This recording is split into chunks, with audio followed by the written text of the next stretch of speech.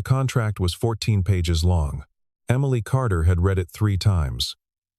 Each time, she set it face down on the kitchen table and walked to the window.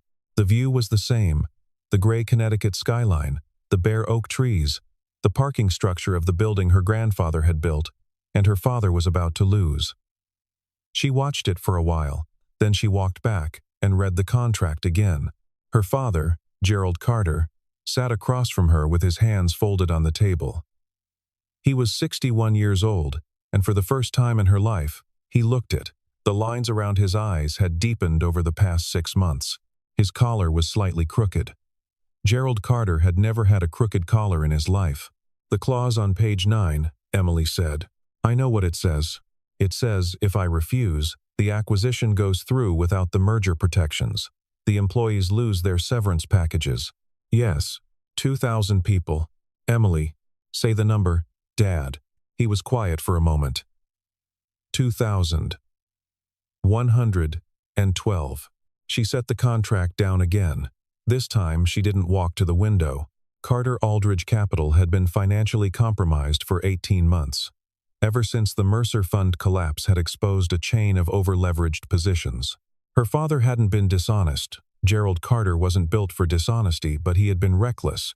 And recklessness at that scale had consequences that looked identical to betrayal. 3 board members had resigned. 2 major clients had withdrawn. The company had been circling a drain that was, increasingly, shaped like a man named Victor Holloway. Victor Holloway ran a private equity firm called Holloway Capital Partners.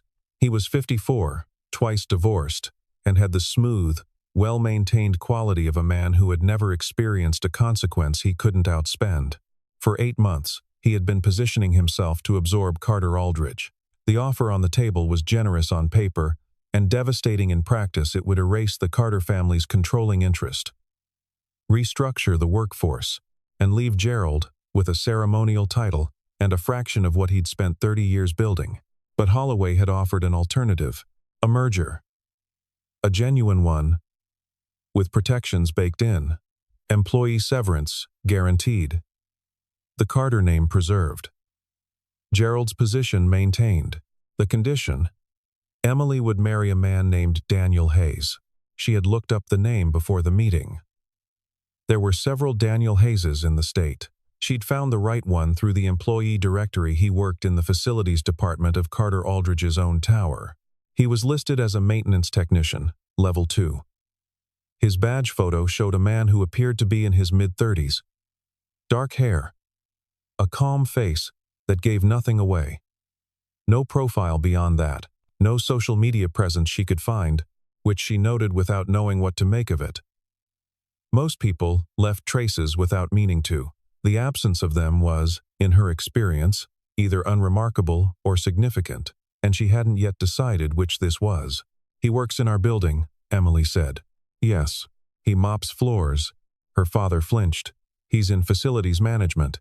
"Dad." Silence. "Why him?" she asked. Out of every arrangement Holloway could have proposed, why does it have to be this particular person? Gerald looked at the table. Holloway said Daniel is a family friend. An old connection. He wants him settled. He said the man has a daughter and no stability, and this would be good for him. Emily stared at her father. "That is the least convincing sentence I have ever heard." "I know. You know it doesn't make sense. Emily, I need you to trust me that I have exhausted every other. I'm not asking you to justify it." She stood up. She was 31 years old. She had a law degree she'd never used, and a management position at Carter Aldrich that had been created specifically because her father didn't know how to tell her she wasn't ready to run the company. She had spent 4 years building a life of careful, deliberate choices, and all of it had just been reduced to 14 pages on a kitchen table. "Schedule the meeting," she said. Her voice was level. Her father looked up at her. "With Hayes?" "Yes." She picked up the contract and tucked it under her arm. "I'll read it again tonight." She met Daniel Hayes on a Wednesday. He was in the parking garage on the 3rd subterranean level, fixing a light fixture. A step stool, a toolkit, a replacement panel. He was wearing gray work pants and a dark jacket. He had his back to her when she arrived. and she watched him for a moment before she spoke. He was methodical. That was the first thing she noticed. Not slow, not careless, methodical. Each movement had a clear purpose. He didn't hurry, and he didn't waste anything. When she said his name, he turned around. He was exactly the person from the badge photo. Darker circles under his eyes than the image showed, but the face was the same, even, unreadable, not unkind. He was holding a screwdriver. Standing beside him, clinging to the sleeve of his jacket with two small hands, was a little girl. She was perhaps 6 years old. Blonde hair in 2 braids. A small backpack shaped like a fox. She looked at Emily with the direct, fearless stare of a child who has spent a great deal of time around adults. "Mr. Hayes," Emily said. "I'm Emily Carter. I know who you are," Daniel said. He didn't say it rudely. He said it the same way he'd been working the light fixture, as a simple, functional statement. "I've been asked to discuss. I know what you've been asked to discuss." He crouched down and spoke quietly to the little girl. "Stay right here, Lily. I'll be 1 minute." He stood and looked at Emily. "Is there somewhere else?" They spoke in the stairwell. It took 12 minutes. Daniel Hayes asked 3 questions, all practical. He made no complaints. He expressed no feelings about the arrangement. When Emily finished explaining the terms, he was quiet for a long moment. "My daughter's school stays," he said. "I'm sorry?"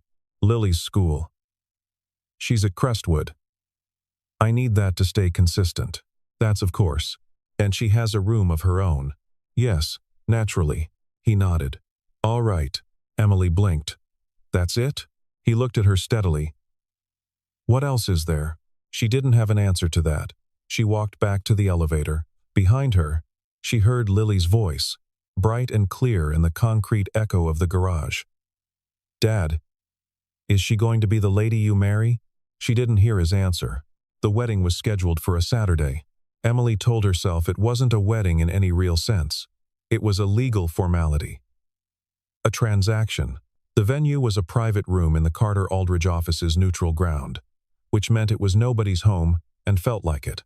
A justice of the peace had been retained. 12 people had been invited, mostly board members and senior partners whose presence served as institutional witness. They arrived dressed for a business function, because that is what this was. Margaret Holloway, Victor Holloway's older sister and a senior partner at Carter Aldrich, came in first. She was 60, elegant in a gray suit, and she scanned the room with the brisk efficiency of someone cataloging assets. When Daniel arrived, in a dark jacket that was clean but not expensive, she paused. She studied him the way you might study a wrong answer on a test you expected to get right. "That's him," Emily heard her say to someone near the window. The someone was a man named Philip Rourke, chief financial officer, and his expression confirmed everything Emily was trying not to feel. "Maintenance tech," Rourke murmured back. "Level 2. Gerald Carter has lost his mind. Or his choices." Daniel stood near the window with Lily. He had one hand resting on her shoulder. She was wearing a dress with small yellow flowers, and was clearly unimpressed with the carpet pattern. She was tracing the shapes with the toe of her shoe. Emily took her place beside him. They did not look at each other. The ceremony took 9 minutes. The justice of the peace was professional and pleasant, and clearly uncomfortable. Emily signed her name. Daniel signed his name. His handwriting was small and even. When it was done, the justice of the peace shook their hands and departed with the careful speed of a man who had somewhere else to be. Emily stood with the certificate in her hands for a moment. The paper was heavier than she expected. She thought about the 14 pages on the kitchen table, the 2,112 names that were not on any document today but were present in some sense, distributed through the logic of the arrangement like weight across a structure.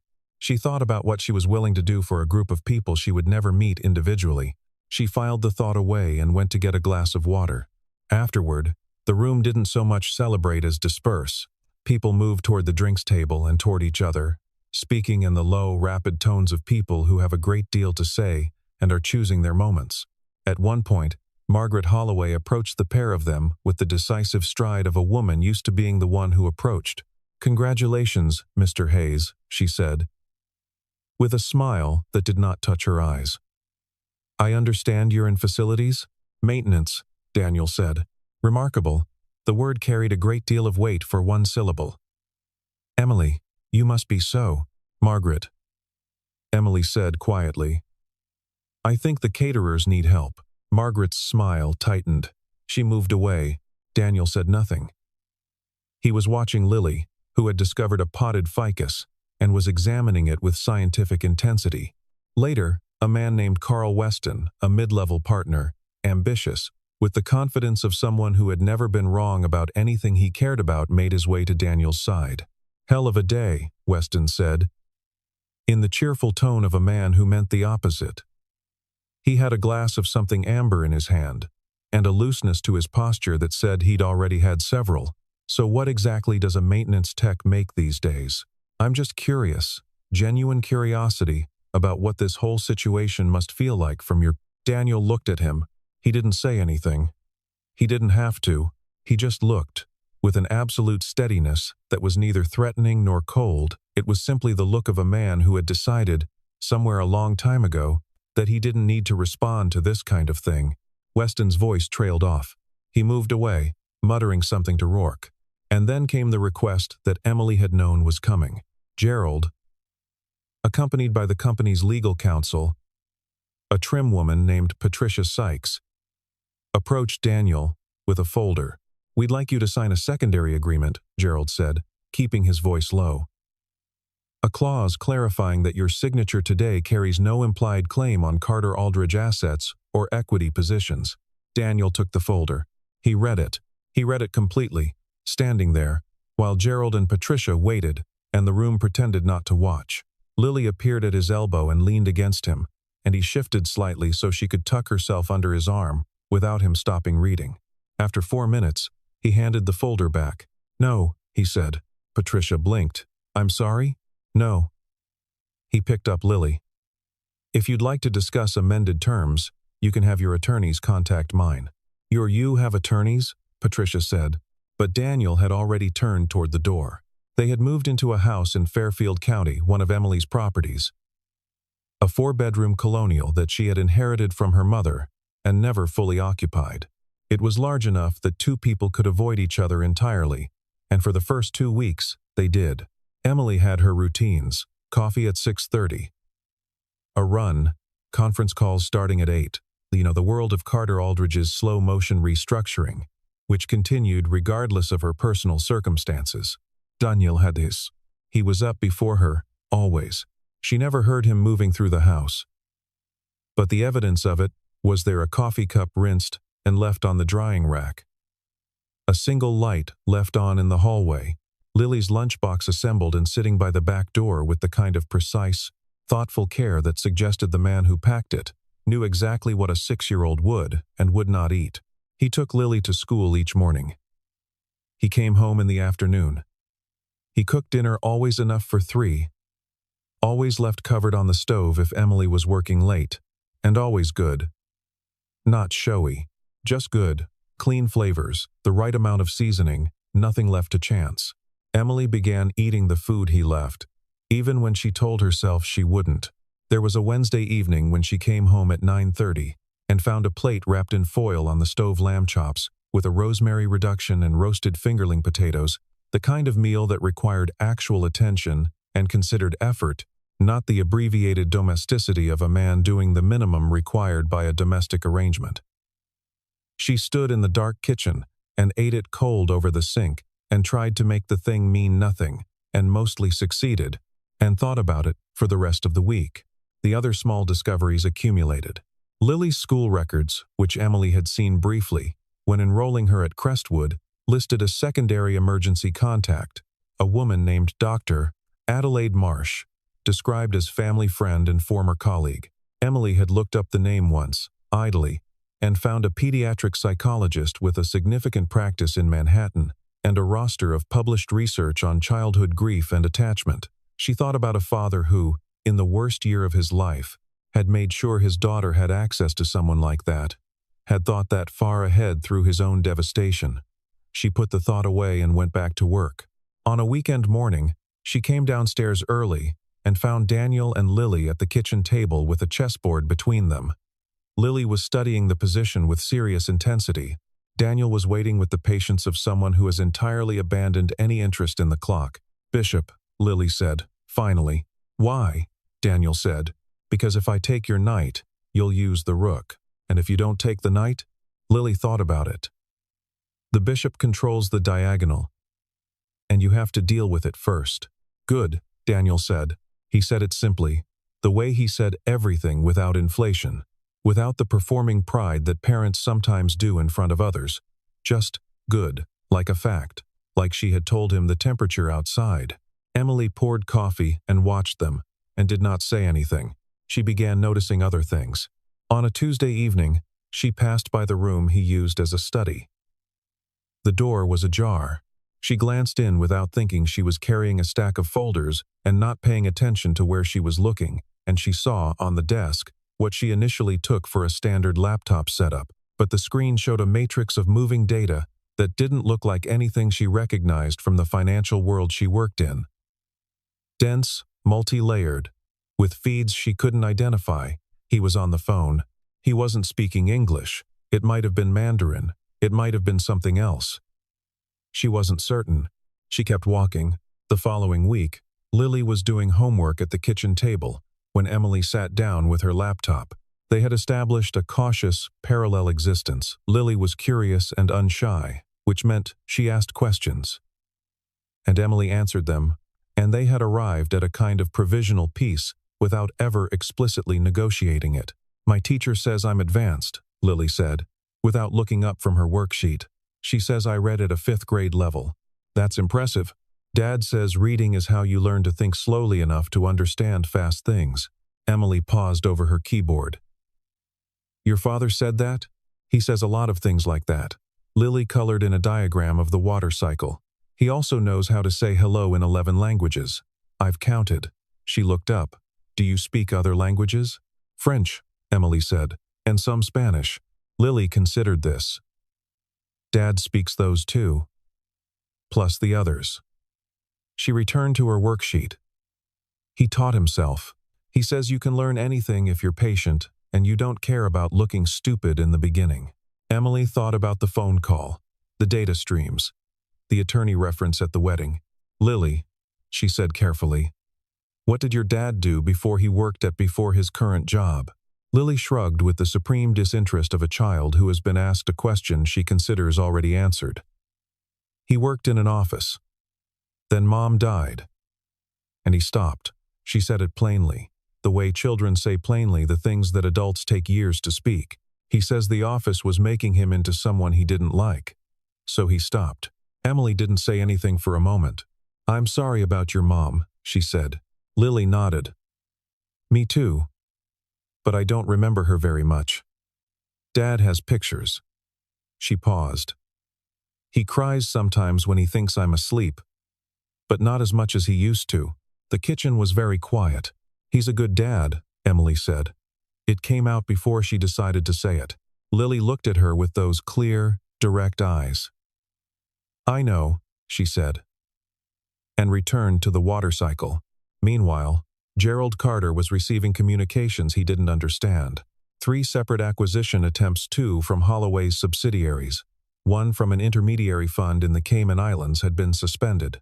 Not rejected, not deferred. Suspended, with formal language, citing a material conflict with existing investment positions. His financial advisor, a man who had been in the business for 30 years, had no explanation. The conflict wasn't in any filing he could access. It pointed to a holding entity that didn't appear in any public registry. Gerald mentioned this to Emily on a Thursday call. She didn't tell him what she was thinking. But that evening, she stood outside Daniel's study for a long moment before she knocked. He answered immediately, as if he'd known she was there. "The acquisition freeze," she said. He looked at her. "You know about it," she said. He didn't deny it. He stepped back from the doorway, and she came in. They arrived on a Sunday afternoon. 6 vehicles, black, European, the kind with dark windows and the particular quality of stillness that says money and discretion in equal measure. They stopped in front of the house in a formation that was obviously practiced. The engines cut simultaneously. Emily was at the kitchen table. Through the window, she saw them pull up, and something cold moved through her. Not fear, exactly. Recognition. Daniel was in the backyard with Lily. Emily watched from the window as the lead car's door opened and a man stepped out. He was 50 or so, silver-haired, with the posture of someone who had spent a long time being important and had stopped needing to demonstrate it. 3 others followed him, all in dark suits, moving with the coordinated quiet of people trained to occupy space efficiently. They walked to the backyard gate. Daniel saw them from across the yard. He said something to Lily. She went inside through the back door, passing Emily in the kitchen with her Fox backpack and an expression of concentrated neutrality that suggested she had seen this before. Emily went to the window. She watched Daniel cross the yard to meet them. The silver-haired man stopped when Daniel was 10 feet away. He straightened slightly. It was a small movement, barely visible, but it was unmistakably a gesture of deference. He said something. The others behind him did the same, a slight adjustment of posture, a lowering of the chin. Emily had been in enough boardrooms to know what she was looking at. They were not greeting an employee. They were greeting an executive. She moved to the back door and opened it. The silver-haired man, she would learn his name was Sterling, head of operations for something called the Hayes Meridian Group, was speaking in a low, controlled voice. The Singapore position has been held as long as we're able, sir. But the board is requesting guidance before the Hong Kong window closes. We've been trying to reach you through the secure channels, but you weren't. I know, Daniel said. The assets in question represent approximately 11 billion. I know, Sterling. The word landed without drama. Daniel said it the way he said everything. Quietly, without emphasis, as if the number he'd just heard was not $11 billion, but 11. Emily stood in the doorway. Sterling noticed her first. He straightened further and said, "Carefully, Mrs. Hayes." The 3 men behind him adjusted accordingly. Daniel turned. He looked at Emily for a moment, measuring something, she thought. Making a decision. Then he spoke. "Emily," he said, "I owe you an explanation." The study felt smaller with 4 people in it, even after Sterling's associates waited in the hall. Daniel sat across from Emily. Sterling stood near the window. On the desk between them was an open laptop showing a consolidated portfolio overview that Emily's background in finance was sufficient to read. And what she read made her very still. "My full name," Daniel said, "is Daniel Warren Hayes. My mother's family was the Hayes of the Hayes Meridian Partnership, which my grandfather founded in 1962. When I was 30, I took over primary operations. By the time I was 34, the fund had moved into global fixed income, structured credit, and a set of infrastructure positions that it doesn't matter. The point is, I had built something significant." He paused. "My wife's name was Caroline. She died 28 months ago. Pulmonary embolism. She was 34. There was no warning." He said this with the flatness of a man who has said it many times, to many people, and has learned to say it without breaking. After that, I stepped back. The business continued through a trust structure. Sterling runs operations. The financial positions are managed by a team of 12. I removed myself from public-facing activities and chose a different kind of life. "You chose to mop floors," Emily said. "I chose to be present," he said, "for Lily, in a way that the work I was doing before wouldn't have allowed. And yes, I took a position in facilities. It suited me." Emily looked at the laptop. The portfolio summary showed positions across 17 countries. The aggregate figure net of liabilities was in the tens of billions. "You were watching my father's company," she said. "Yes." "For how long?" 14 months, since the Mercer exposure." "Why?" He was quiet for a moment. "Carter Aldridge's infrastructure fund is nested inside a financing structure that connects several layers down to a subsidiary of Hayes Meridian. Your father's misfortune affected approximately 140 million in our underlying positions. I was monitoring the exposure." "And Holloway?" Something changed in Daniel's face. It was a small change, but it was there. Holloway has been attempting to acquire that subsidiary for 3 years, he said. A hostile acquisition of Carter Aldrich was useful to him because of those nested connections. He wanted the underlying infrastructure debt. And the marriage? A condition he introduced because he believed a domestic arrangement would give him legal standing to access certain of my personal accounts held in conjunction with Carter Aldrich instruments. He said it without heat. He didn't know those accounts existed. He thought I was what I appeared to be. He thought he was making me an offer. Emily looked at him for a long time. You knew this from the beginning, she said. Yes, you let it happen. I made a calculation. He said. That, allowing the arrangement to proceed, under controlled conditions, would give me proximity to Holloway's network and the documentation I needed. The room was very quiet. You used me, Emily said. He held her gaze. Yes, and I'm sorry for that. The honesty of it delivered without softening, without redirect, stopped whatever she had been about to say. Sterling cleared his throat gently. Sir. The Hong Kong window. Daniel looked at him. Close the Singapore position and hold Hong Kong until I give you clearance. He stood. Emily. I'll answer any other questions you have. All of them. But I need an hour. She nodded once. He went to work. Within 48 hours, the atmosphere at Carter Aldrich changed. It began with a communication from Hayes Meridian's legal team, a quiet, formal letter addressed to the board of directors, noting that Daniel Warren Hayes held, through various trust and holding structures, a substantial indirect interest in Carter Aldrich Capital, and intended to exercise his rights as a consequential stakeholder at the upcoming shareholder meeting. The effect was immediate and disorderly. Margaret Holloway called Gerald Carter 4 times in 2 hours. Philip Rourke had 2 confidential conversations with the company's outside counsel that his assistant, unhelpfully, mentioned to someone who mentioned it to someone else. Carl Weston, who had made the remark about maintenance technicians at the wedding, was seen in the lobby at 7 in the morning, pacing. He had the specific energy of a man reviewing his recent behavior and finding it wanting. What none of them could publicly acknowledge was the particular nature of their discomfort. It wasn't simply that Daniel Hayes had turned out to be wealthy. Wealth, in that world, was a revision they could absorb. People came from unexpected places. The markets were full of self-made anomalies. The problem was what his wealth implied about the preceding months. Every condescending remark, every lowered voice, every barely concealed glance at the cut of his jacket or the brand of his shoes, every assumption made in the 10 seconds after someone learned he was in facilities management, all of it was still in the room, indelible.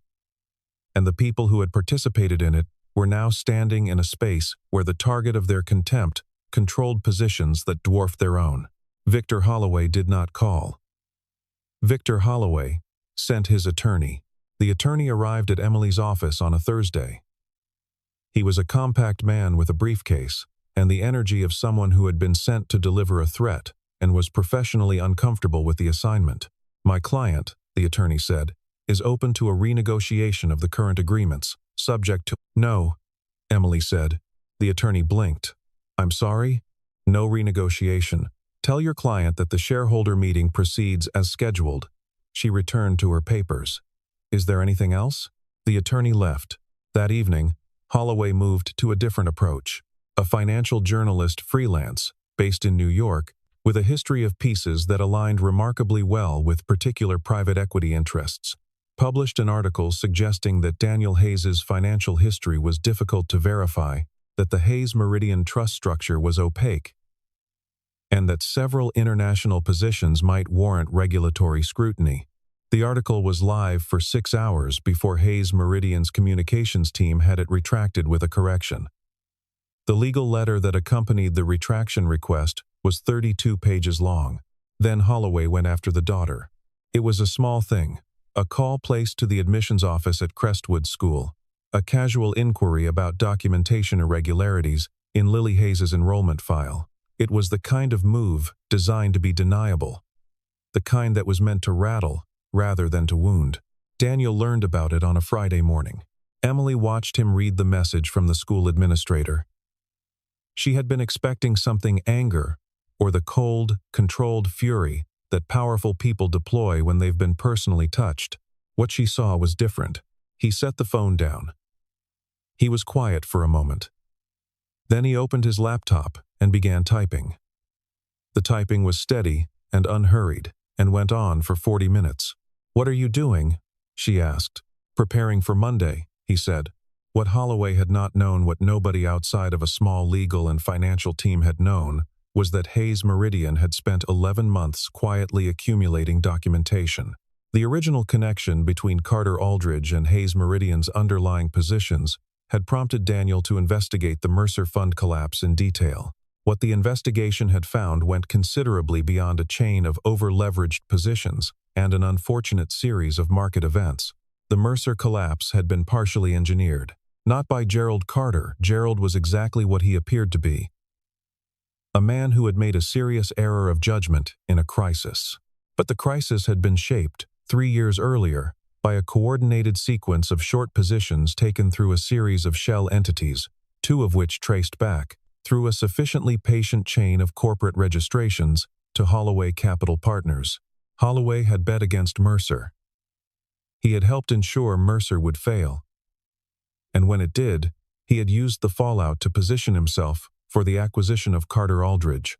The documentation included wire transfer records, board communications obtained through a whistleblower inside one of the shell entities, and an independent forensic accounting report commissioned 18 months prior by Hayes Meridian's legal team. It was complete. It was clean. It was enough. Sterling presented it to Daniel in its final form on a Sunday evening. Daniel reviewed it for 2 hours. Then he called Emily into the study and handed her the summary. She read it. She read it all. When she set it down, she looked at her father, who had come over that evening for dinner and was sitting in the kitchen with Lily, letting her beat him at a card game he was pretending not to understand. "He didn't know," she said. "It wasn't a question." "No," Daniel said. "Your father was a target, not a participant." She looked at the documents again. "You could have brought this to regulators 18 months ago." "I could have. Why didn't you?" He considered the question honestly. "Because I wanted to be certain. And because I was not in a position to be active in that way. Not then." He paused. "I'm sorry it took this long. I'm sorry it required what it required." Emily was quiet for a moment. "My father is going to be humiliated," she said. "He's going to be exonerated," Daniel said. "Those are different." She looked at him.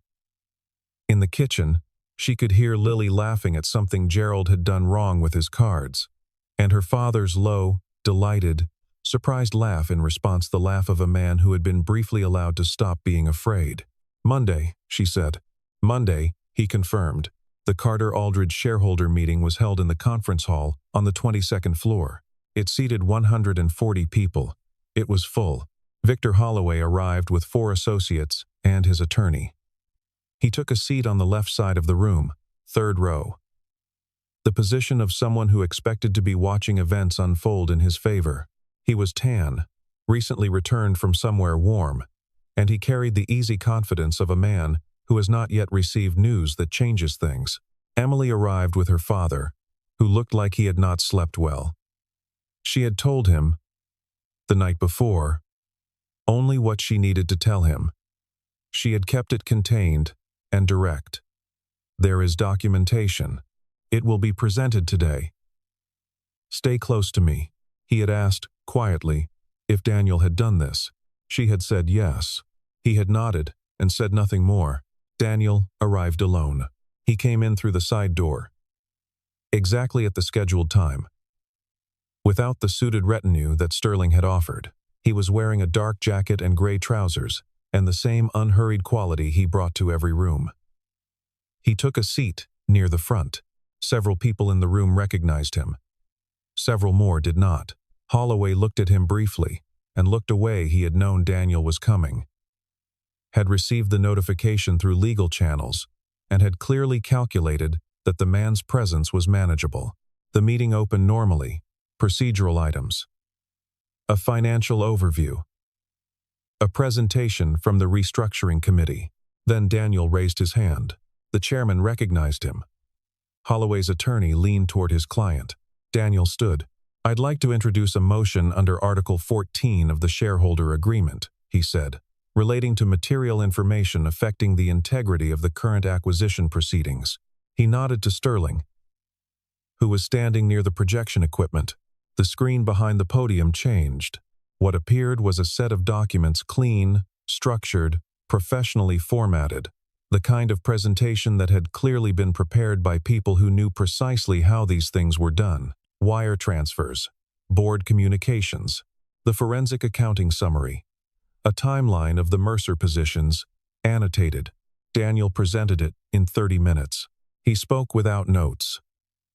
He spoke at the pace of a man who has complete command of his material and no interest in drama. He was not loud. He did not gesture. He let the documentation speak at the volume it deserved. At the 8-minute mark, Holloway leaned forward in his chair. At the 15-minute mark, Holloway's attorney was on his phone. At the 22-minute mark, 2 of Holloway's associates quietly left the room. Holloway himself did not leave. He sat very still, with the quality of a man who has received a blow and is calculating whether it is survivable. His face was controlled, but his hands, Emily noticed, were flat on the table in front of him in the way people place their hands when they need to feel something solid. When Daniel finished, the room was silent. It was the silence of a space in which everyone is processing the same information simultaneously, and nobody wants to be the first to demonstrate what they understood. Margaret Holloway was standing against the side wall. She had been taking notes throughout the presentation on a legal pad. At some point in the last 10 minutes, she had stopped. The pen was still in her hand, but the pad was still. Carl Weston, 3 rows back, was looking at the screen with the expression of a man watching something fall that he cannot catch. Gerald Carter, beside Emily, had his hands in his lap and his eyes on the table. His breathing was audible. She put her hand on his arm, and he covered it with his. Victor Holloway raised his eyes and looked at Daniel. Daniel looked back at him. It lasted perhaps 4 seconds. Then Holloway looked away. The chairman called for a recess. The recess lasted 40 minutes. During it, 3 separate legal conversations happened in 3 separate corners of the building. Sterling coordinated with Hayes Meridian's outside counsel. Patricia Sykes, Carter Aldridge's general counsel, made 2 calls to the SEC's enforcement division. Holloway's attorney emerged from a side room, looking as if he had aged considerably. When the meeting reconvened, the acquisition proposal was formally withdrawn. Holloway Capital Partners tendered its resignation from the current proceedings. Victor Holloway was gone from the building within the hour. What happened next was not a celebration. It was the careful, exhausting work of institutions absorbing a significant event and beginning to reorganize themselves around it. There were calls to be made. There were communications to draft. There was a board that needed to be addressed, and a workforce that would need to be told, in careful terms, what this meant for them. Emily spent 4 hours in back-to-back meetings. When she emerged, it was almost 7 in the evening, and the building was largely empty. She found Daniel in the lobby. He was on the phone, something brief, operational. Sterling's name mentioned twice. When he finished, he put the phone in his pocket and looked at her. "They'll want to appoint you to the board," she said. "I know, you're going to say no. I'm going to propose a different structure," he said. "An independent oversight committee, with 3 external members and 2 employee representatives. I'll sit in an advisory capacity for 6 months, while the governance reform is implemented. Then I'll step back." She looked at him. "You built something worth billions. You could walk in there tomorrow and run the whole operation." "I know." He said it without arrogance and without pretense.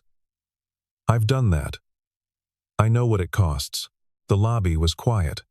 The cleaning crew had begun to move through the far end of the hall, the evening maintenance shift, which was, she thought, not as different from the rest of this building as the building's occupants had once assumed. "What do you want?" she asked. He was quiet for a moment. "Lily has a science project due on Wednesday," he said. "She needs supplies. I was going to stop on the way home." He paused. "I thought you might come." Emily looked at him. "Craft supplies?" she said. "Poster board. Markers. A model of the solar system, apparently, though I've been advised the scale is optional. He held the door. She asked if you would help. Emily picked up her bag. She asked, she said. Not a question. She did. They walked out into the evening together. 6 weeks later, the house in Fairfield County was different in small ways that accumulated into something larger. Lily had claimed the mudroom as a project space. It was occupied now with half-finished experiments and borrowed library books and a collection of rocks she was categorizing, according to a system she had not yet fully explained to anyone but clearly considered internally rigorous. The solar system project had received a commendation from her teacher, who had noted, with some surprise, that the orbital mechanics were correctly modeled, and that Lily had included a footnote on the difference between sidereal and synodic periods, which the teacher had needed to look up. Emily had asked about the footnote. Dad said if you're going to make a model of something, you should understand what you're actually modeling, Lily had said, with the air of someone relaying self-evident wisdom. Otherwise, you're just making a thing that looks like a thing. Emily had thought about that for 2 days. She had moved more of her things into the house. Not all of them, there was still a quality of tentativeness, of something not quite decided, like a document that has been mostly drafted but not yet signed, but enough that the house felt inhabited in a different way than it had in the beginning. Her running shoes by the back door, her books on the shelf in the second-floor landing, a photograph of her mother on the windowsill in the sitting room, which Lily had looked at one afternoon and asked about, and Emily had told her, and Lily had listened with the careful, grave attention she gave to things she considered important. She had begun, on certain evenings, to sit in the kitchen while Daniel cooked, not to help, exactly though she sometimes helped, but to occupy the same space without the careful maintenance of distance. They talked about small things, mostly, Lily, the news, a documentary one of them had watched, and the other hadn't. It was the conversation of two people who have been strangers and are, cautiously, becoming something else. Gerald Carter had visited twice. The first time had been formal and strained. He was a man recalibrating himself, taking inventory, trying to understand what he owed and to whom. He had arrived with a prepared speech, Emily thought, or at least with prepared feelings, the careful architecture of an apology that he had worked out in advance. He got through most of it. At one point his voice had given out, briefly, and he'd stopped and looked at his hands, and Emily had refilled his coffee, and they had not spoken for several minutes, and that had been, somehow, the most useful part of the visit. The second visit had been easier. He arrived with a bottle of wine in the manner of a man who had decided to be grateful without qualification. He and Daniel had talked for 2 hours in the living room, while Emily read in the kitchen. She hadn't heard the whole conversation, but she'd heard the tone of it deliberate, honest, not free of difficulty but moving through the difficulty rather than around it. On the first Saturday of the 6th week, Emily was in the kitchen with her laptop when she heard the back door open. Daniel came in from the yard with Lily, who was carrying a large, flat stone that she had clearly decided was essential to her collection. It has quartz in it, Lily announced to Emily, holding it up. 2 kinds. Where did you find it? The creek behind the Harmon property. Dad lifted me over the fence. She set the rock on the table with great care and looked at Emily with the directness she had inherited from somewhere. Are you staying? She asked. Emily looked at her. What do you mean? Here, Lily said. Are you staying here? It wasn't a difficult question. It was, in fact, the clearest question anyone had asked her in a long time. Yes, Emily said. Lily considered this information. Then she nodded, in the manner of someone who has received a satisfactory answer to an administrative inquiry, and took her rock to the mudroom. Daniel had his back to the room. He was washing his hands at the sink. Emily watched him for a moment, the line of his shoulders, the particular stillness of him, the quality she had first noticed in a parking garage a season ago, and was still, she thought, in the process of correctly naming. She's asked me that before, Emily said. I know.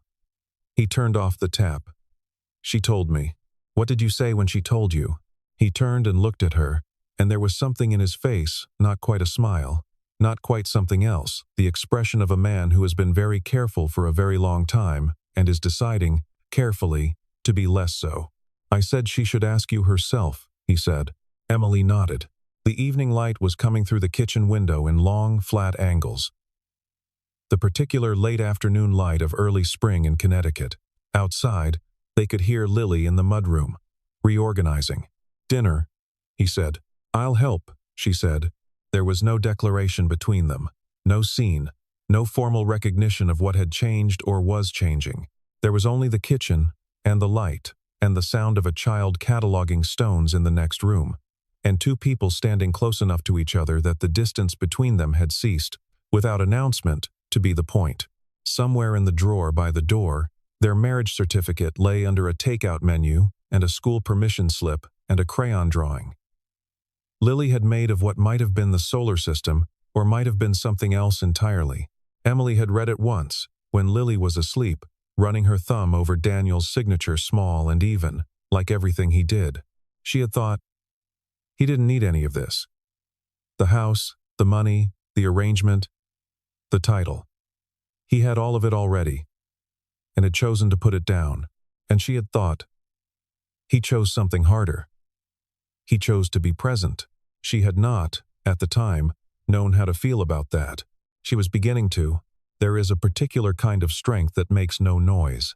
It doesn't announce itself in boardrooms, though it will walk into one if it has to. It doesn't need to be the loudest voice, though when it speaks, the room goes quiet. It doesn't accumulate power as protection against the world, though it will deploy everything it has, without hesitation, in defense of a 6-year-old girl and the life her father built quietly around her. Emily had spent her professional life in rooms where power performed itself. She knew what that looked like. She knew the tells, the slight lean forward, the measured pause before speaking. The way certain men entered a space and rearranged it without touching anything. Daniel Hayes did not enter rooms that way. He entered them the way he did everything, exactly at the appointed time, with complete attention and no interest in being noticed.